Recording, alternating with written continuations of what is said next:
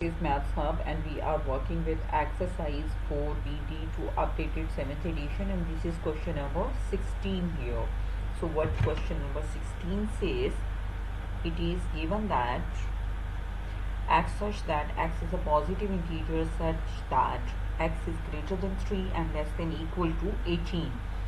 आपने इसमें एलिमेंट्स लिखने हैं सेट नोटेशन फॉर्म में.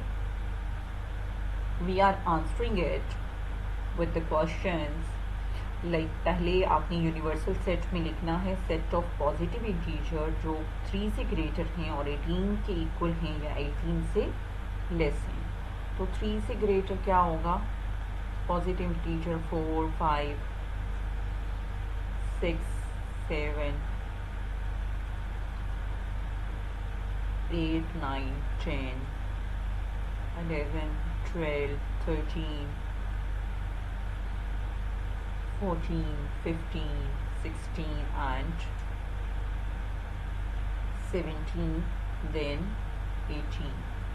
18 से लेस और 18 के इक्वल, 3 से ग्रेटर. नाउ y क्या है आपके पास? इसको भी आपने सेट नोटेशन में लिखना है, लिस्ट करने हैं सारे एलिमेंट्स को. तो y होगा x such that x is a multiple of 3. तो आपने मल्टीपल ऑफ 3 इनमें से ले लेनी है यूनिवर्सल सेट्स के एलिमेंट्स में से. तो मल्टीपल्स ऑफ 3 होंगे 6, 9, 12,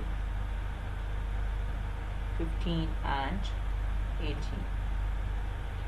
देन z आप लेंगे मल्टीपल ऑफ 9. यहाँ से आप इसी सेट में से मल्टीपल्स ऑफ 9 ले लेंगे. वो हमारे पास ये 2 एलिमेंट्स आ गए. तो हमने इसका first question with the statement we have done it, ये इसकी सेट नोटेशन फॉर्म में लिस्टिंग हो गई है एलिमेंट्स की. इसको बोलते हैं सेट नोटेशन फॉर्म. और जिस फॉर्म में क्वेश्चन गिवन है ये है डिस्क्रिप्टिव फॉर्म, या फिर इसको हम बोलते हैं set builder notation. But from updated edition it is named as set builder notation, जिसमें ये such that वाली कंडीशन होती है. इसको set builder notation से हम मेंशन करते हैं. इसके बाद आपने लिस्ट करने के बाद you have to draw a Venn diagram to represent the sets u, y and z. यानी आपने रिप्रेजेंट करना है यूनिवर्सल सेट को, देन y सेट को और z सेट को. अब ये देखें, ये z जो है ये पूरा का पूरा कंटेन कर रहा है किसमें? y में. तो इसका मतलब है कि ये इसका प्रॉपर सबसेट है, और जब प्रॉपर सबसेट होगा वो इसके अंदर वेन डायग्राम के अंदर आपने इस तरह से कंटेन करा देना है. अच्छा, उसके बाद हम एलिमेंट्स लिख रहे हैं y के. ये हमारे पास है z inside like the inner one.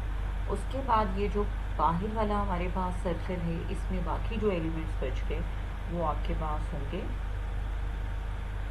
6. यहाँ पे आपने लिखते हैं 6 है, 12 है और 15.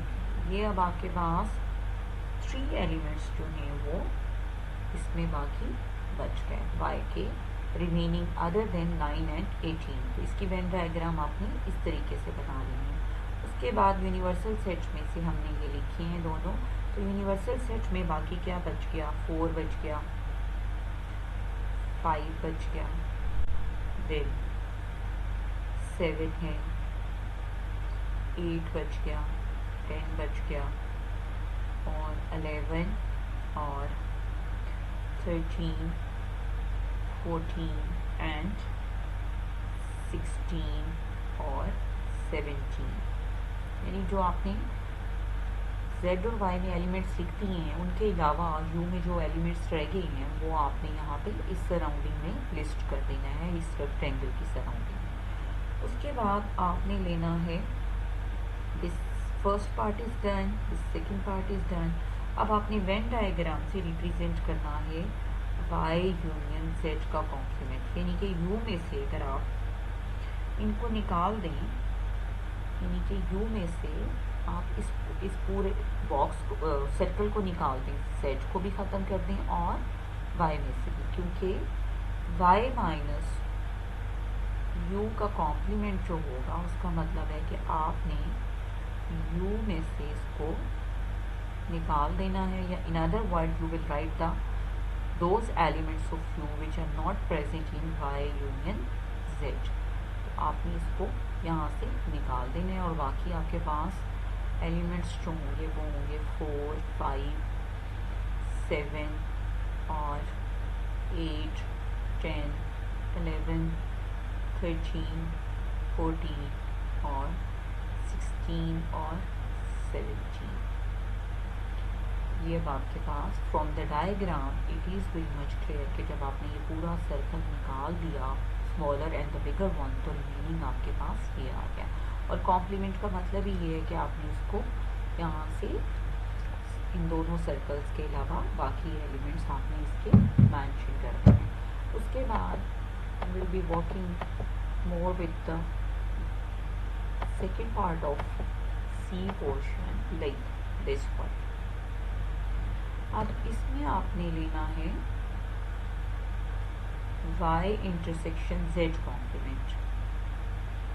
z कॉम्प्लीमेंट का मतलब आपने z को निकाल देना है इसमें से u में से, और फिर बाकी एलिमेंट्स जो हैं y के साथ आपने उनका इंटरसेक्शन ले लेना है। यानी कि अब आपने लेना है y इंटरसेक्शन z का कॉम्प्लीमेंट बराबर होगा, z कॉम्प्लीमेंट होगा u में से z को आपने निकाल दिया। जब u में से z को आपने निकाल दिया, आप इन एलिमेंट्स को ज़रा केयरफुली देखिए सो दैट आप आगे इंटरसेक्शन कैलकुलेट कर सकें y के साथ इसके। अच्छा, अब आप इसको देखो, जब आपने z में से u को निकाल दिया तो सिर्फ 9 और 18 ही जाएगा u के एलिमेंट्स में से, बाकी तो सब बच जाएंगे 9 और 18 के अलावा। 9 और 18 के अलावा डायग्राम से भी ये क्लियर हो रहा है, 9 और 18 के अलावा z कॉम्प्लीमेंट में आपके पास ये समझ लें आपने ये अंदर वाला सर्कल निकाल दिया, बाकी आपके पास बच गया 4, 5, 6, 7, 8, 10, 11, 12, 9 और 18 के अलावा 12, 13, 14, 15 और 16 और 17। अब आपने ये आपके पास आ गया z का कॉम्प्लीमेंट। z के कॉम्प्लीमेंट में यानी कि ये सारे एलिमेंट्स मौजूद हैं, जिसमें 6 भी है, 12 भी है, 15 और 11 भी है, 12 भी है, ये सारे एलिमेंट्स हैं। अब आपने उसका u के साथ इंटरसेक्शन ले लेना है, और जब इसका y के साथ इंटरसेक्शन लेना है z कॉम्प्लीमेंट का। y में आपके पास क्या है, ये वाले एलिमेंट्स हैं, और जब आप इसका y के साथ कॉम्प्लीमेंट का इंटरसेक्शन ले रहे हैं, it is giving you y intersection z complement. इसलिए आपने केयरफुली z कॉम्प्लीमेंट को लेना है y के साथ। You can see the integers as well. तो अब आपने इसको केयरफुली देख लेना है, और इसके आंसर में आपके पास अब आ जाएगा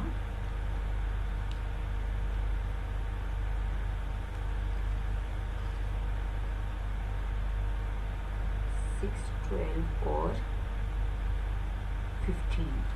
ये यहाँ से भी आपको क्लियर हो रहा होगा z कॉम्प्लीमेंट में और y में कौन से आपके पास एलिमेंट्स हैं, ये हैं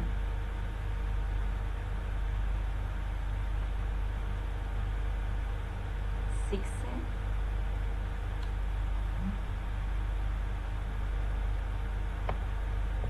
और 6 के अलावा आपके पास है